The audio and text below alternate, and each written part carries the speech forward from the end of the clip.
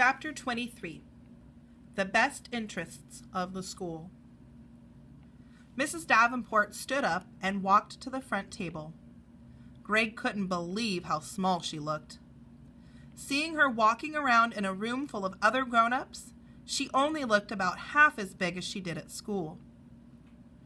But when she began to talk, Mrs. Davenport seemed larger than life, just like always. She nodded toward Greg and Mara and said, "It was good to hear students from my school speak so clearly and intelligently, and it was good to hear my colleague, Mr. Xenotopoulos, speak as well. He and I have worked together for over 12 years now, and I have great respect for his talent and his love of the teaching profession. But I feel I must add something to what he said. I did not read comic books when I was a child, and neither did any of my brothers or sisters. Comic books were forbidden at our home. We had plenty of things to read, but always books. Real picture books and chapter books and novels. My mother felt that comic books were cheap and trashy. Those are her exact words. On long car trips, she read aloud to us. Books like Tom Sawyer and Charlotte's Web and the Swiss Family Robinson. Lots and lots of great books. We were not allowed to watch Saturday morning cartoons at my home either. Back then, I thought all of this was unfair.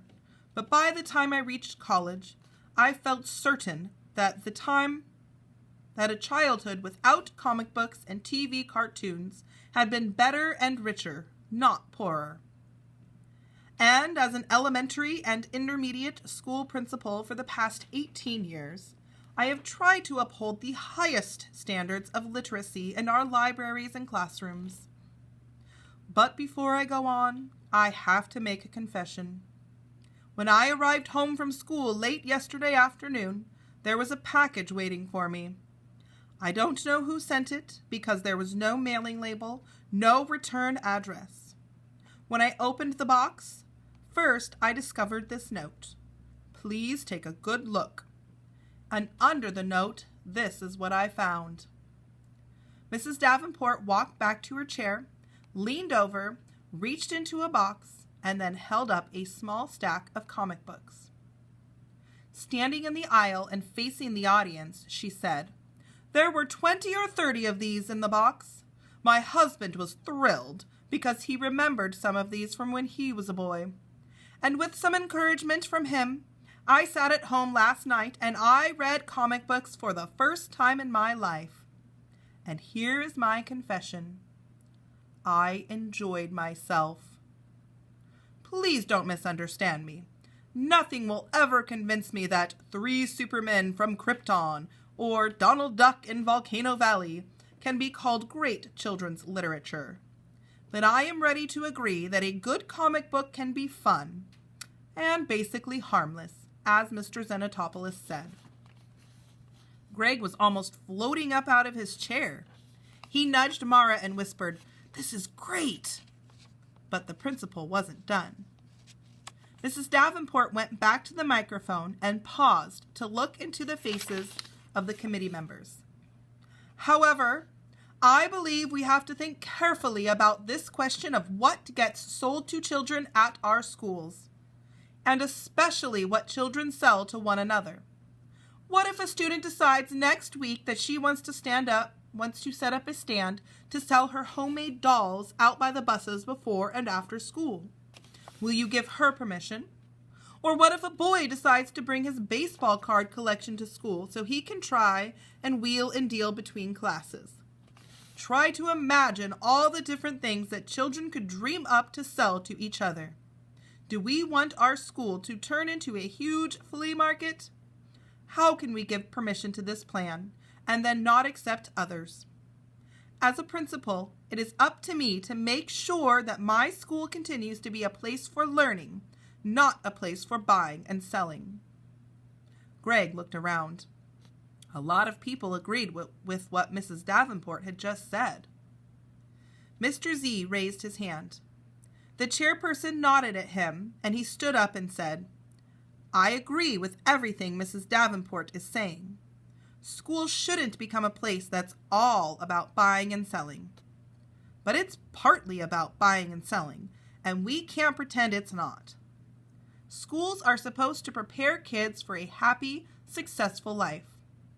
And one important goal of our school system is to turn out graduates who have something of value they can offer to the world. Skills and talents and abilities that others will eventually pay them for. A math teacher gets paid money for teaching math. A principal gets paid money for running a school. And we all hope our students will one day be paid for their work too. So there's certainly nothing wrong with having kids learn about money and economics and profits and percentages. In fact, it would be wrong if we didn't teach them these things, which is why we teach units on the economy and consumer education. What Greg and Mara have to offer should help other kids enjoy reading, just like the book clubs do. And their comics even go a step further because these mini comics will encourage student writing and student artwork.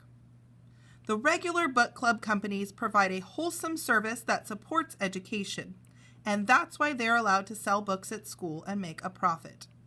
And everyone agrees that it's right to get paid for work that's done well. These kids are asking for the same privilege. Plus, they volunteered to donate a percentage of all their profits to the school library, which no book club has offered to do. Mrs. Davenport shook her head.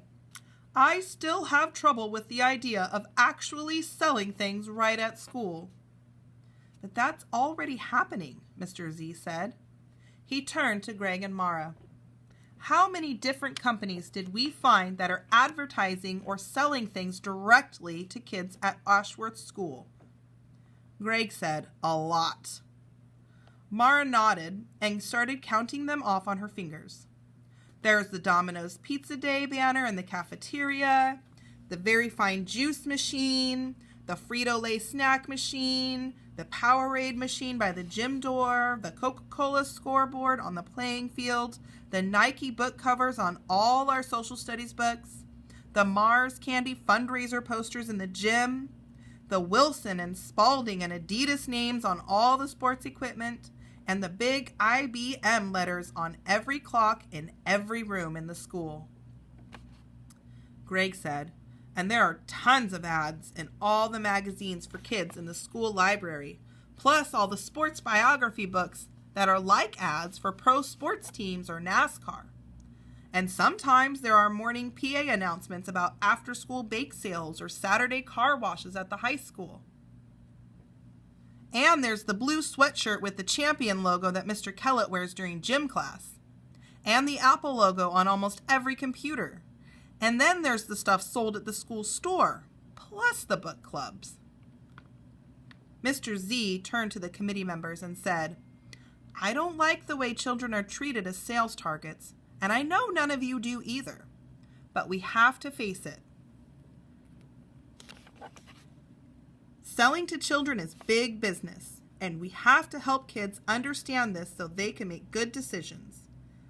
I did some research, and do you know how much of their own money American kids in grades kindergarten through 6 spend every year? $13 billion. That's billion with a B. $13 billion of their own money. And that number grows every year. Greg was stunned. $13 billion? A week ago, Greg would have enjoyed that number. He'd have let that number slowly absorb his entire mind. He would have let himself dream of grabbing huge chunks of that $13 billion for himself. But tonight, the number struck him differently. Greg suddenly saw that his giant plan for Chunky Comics was no more than a tiny speck, an almost invisible atom on the edge of a huge, whirling universe of money and products, of buying and selling. Kids spent $13 billion last year, and part of that was spent by me. Greg kept careful records. He knew that during the past 12 months, he had spent over $400 of his own money, the biggest chunk for a new iPod. Because I'm a sales target, me and every other kid in America. Mr. Z just said so. And sitting there in the front of the meeting room, Greg realized that he'd been thinking of the kids at school the same way, as targets. He was the hunter and they were the prey. And what did he want from the school committee tonight? A hunting license. He wanted permission to aim his comic books at every kid in the school. And why? Was it to help kids become better readers? Or to help them get interested in writing and drawing? Not really. Greedy Greg wanted to sell chunky comics so he could make money. Mr. Z was still talking. I'm glad that Greg and Mara got to sit through this whole meeting tonight.